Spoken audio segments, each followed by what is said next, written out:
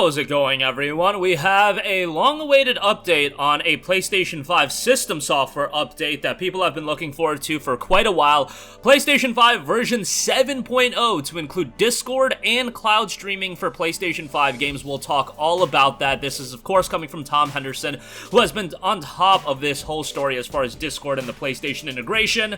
Long time coming for this particular feature to be integrated, so we'll talk about that. Also want to give you guys a heads up on One Piece Odyssey. Want to go over my initial impressions. The game is out. I've played 5 hours of it, and coming from a non-One Piece fan, I thought it would be interesting to talk about that game. Not going to do a dedicated video at this stage of the game, just because I want to complete the game before we completely dive into it, but nonetheless, we'll talk about that. And also, DBZ Kakarot Season Pass 2 is live right now. Want to go over the price point of it? It's more expensive than Season Pass 1, but I'll go over why, of course. The PlayStation 5 free upgrade is out today, so we'll talk that at the end of this video. But first of all, PlayStation 5 version 7.0 to include Discord and cloud streaming for PlayStation 5 games. This is a very notable update that people have been waiting on for a very, very long time. It notes on Insider Gaming sources have provided information on what to expect with the upcoming PlayStation 5 7.0 update schedule for March. Now remember, these milestone updates, your .0s,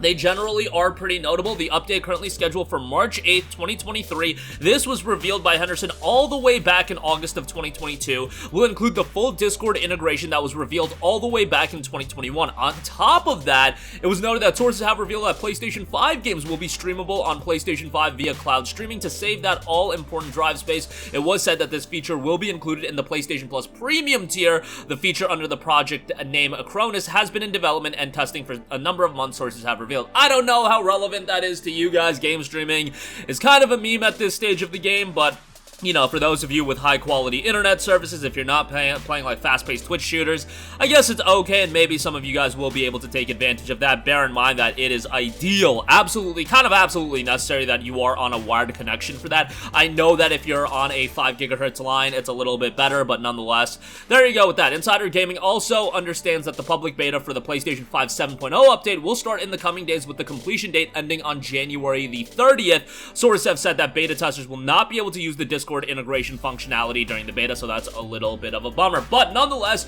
Discord is the premier voice over IP service, and it's just a good way for you to talk on all platforms. Like, Discord is something that my non-gamer friends even use just to interact with people. It's really become one of the premier tools just to interact with people, talk to people, message people, etc., etc. So nice to see that this is finally going to be implemented on PlayStation. Long time coming for this one, because I remember going back to, again, like 2021, 2022, talking about this pretty regularly and talking about how massive of a feature and addition this would be for PlayStation. Just, you know, expanding that service and also breaking down some walls. For a long time, PlayStation wasn't the friendliest of companies to work with when it came to, you know, connecting everybody together, breaking down the walls, making sure, you know, everybody can play with everybody. I mean, PlayStation was kind of the last one to jump on board as far as that's concerned. I know people will bring up, hey, Microsoft is doing all this other stuff, blah, blah, blah, blah. Nonetheless, I just want to see more features available on PlayStation, and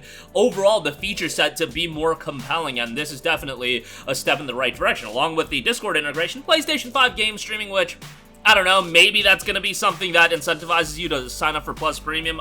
I don't think so.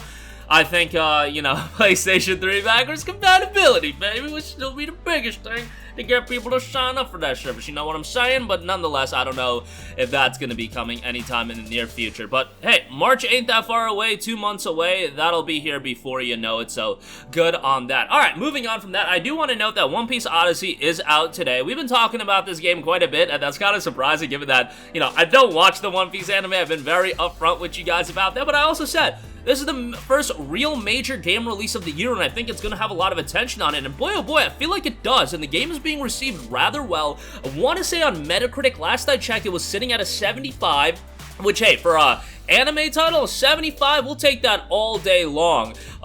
Actually, it's at a 76 right now for the PlayStation 5 version of the game, so not bad at all score-wise. Okay, so I've played 5 hours of the game. I played 1 hour a few days ago, and then I really got into it yesterday and played like 4 hours straight, and gotta say, really enjoying it.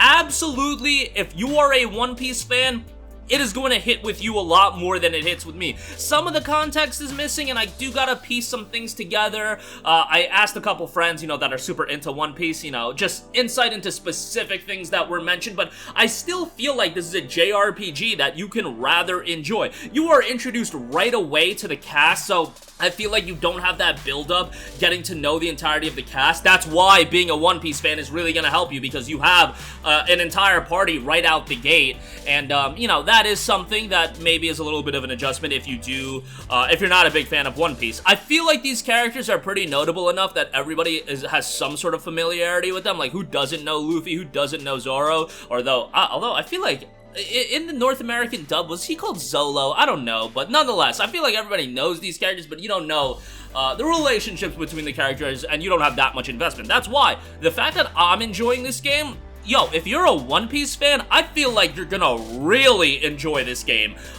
That's generally the case when it comes to these anime titles. Like, even with DBZ Kakarot, I said the same thing. Even though that game retold the entirety of the story of DBZ, I feel like if you're a fan of the anime first, you're just gonna enjoy games like that even more. But this is a competent and well-made JRPG. I also have to say, like, the animations for the moves themselves during the turn-based combat look fantastic. The animations and whatnot look great. I am, like, very, very surprised. No English dub, which is a little bit of a bummer, but hey, what can you do? I feel like, you know, for One Piece fans, you're probably watching the subbed anime anyway, so that's not that big of a deal, but it's something I should note. I've been watching a little bit more anime recently. I've been really on the dub kick recently. I don't know. I just too stupid to read subtitles these days, you know what I'm saying? But nonetheless, enjoying this game. Most people are saying, hey, it's Dragon Quest with a One Piece skin on it. Can definitely see that. You know, the side content so far hasn't been anything that crazy. I'm hearing 30 to 40 hours for the length of the game, so I'm definitely still early on, and we'll see ultimately how it turns out. But, man, enjoying the game a lot more than I thought I would, and I think they did. I don't know if they were planning on doing this, but timing-wise, I think they hit this game and got it out right when it needed to be out. Right before the immense wave of your Dead Space remakes, your Forspokens, your Hogwarts Legacies, but right after the big wave in the fall. You had that little bit of a lull, and I'm just hearing people talk about One Piece Odyssey that wouldn't have been interested in this game if there were a billion other games coming out. What that means is you're talking about this game gonna be one of those top stream titles, one of those games that people are gonna create content for just because we do have this, like, kind of empty period, and I feel like that's gonna do the game a lot of good. More importantly than anything, the game is being received well. Like, that was of utmost importance, but I'm saying outside of that, from a release date standpoint, they really got a winner as far as that's concerned, and I feel like that's one underrated aspect of dropping a game. Like, you look at February and there's so many games coming out that I feel like some of them are just gonna get lost in the shuffle, where if they did come out, let's say this week, it would be a little bit different. I get it. Developers are going to get games when they're done. Publishers are going to release them when they want to release them. But in the case of One Piece Odyssey, I really think that's going to help out the game as well. And I think this game's going to do fairly well from a commercial standpoint as well. So, yeah, maybe this will be something we see more of. Like, you really can't do another RPG. I mean, you could do another JRPG like this for One Piece. Like I said, I would love to see something like this in the world of Naruto, just because then I could really, really enjoy it, being a big Naruto fan. But not gonna lie, like, playing this game made me kind of want to watch One Piece. I don't know if I'm gonna do it, like, you know, 900 episodes or whatever. And by the way, Chopper, by far my favorite character. A damn reindeer that gets jacked. How can he not be everybody's favorite character? Chopper's the man. Nonetheless, yeah, enjoying my time with it. If you're not a big One Piece fan, maybe wait for it to go on sale. But if you're a One Piece fan, I think you're gonna really, really enjoy this game. Nonetheless, there you go with that. Wanted to get my 2 cents in on that. And then also, I do want to highlight another game. DBZ Kakarot, Season Pass 2 drops today, along with the first piece of DLC. That first piece of DLC is, of course, Bardock Alone Against Fate. Now, Season Pass 2 is priced at $39.99, so this is an expensive Season Pass. You might be wondering why it's more expensive than Season Pass 1. Well, the verbiage on Season Pass 1 was that it included 2 original episodes and 1 new story. The 1 new story was what you were really paying for. The Trunks, the Future Trunks arc, that was a really well-done piece of DLC that gave you, like, 5 hours of content, maybe a little bit more than that if you're trying to do everything, and that was really good. The 2 original episodes, they were kind of memes.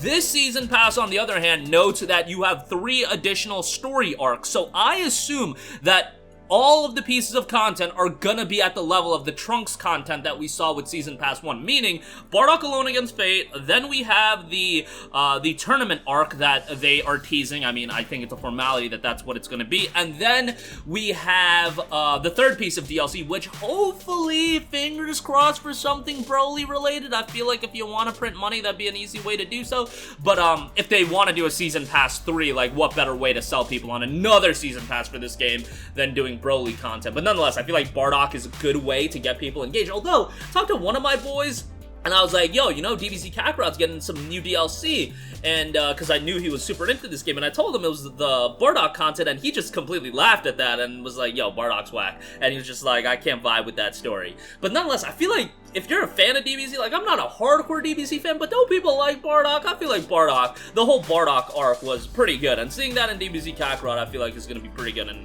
they are extending it a little bit. Like, you're going to get more out of that Bardock story, because the Bardock story was, I believe it was like a 45-minute TV special back in the day, so, like, yeah, you're getting, like, a content with, you know, you're getting a whole story arc with side content and everything like that. Nonetheless, wanted to give you guys an update on that as well. But that is going to do it for me. Again, PlayStation 5 version 7.0 to be coming in March, including Discord and cloud streaming for PlayStation 5 games, so that is something to know. One Piece Odyssey out today. If you're a One Piece fan, based on my initial impressions, I think you're going to enjoy this game a lot. Like, I'm going to play a lot more of it, and I'm enjoying the game quite a bit. So take that for what you will. And DBZ Kakarot Season Pass 2, do want to note that's $39.99, but I do think it's going to have quality content across the board. Let's hope the other two story arcs are going to be quite good, like the Bardock one seems to be. That'll do it for me. Sound off with all of your thoughts in the comments section down below. Thank you for watching, and goodbye.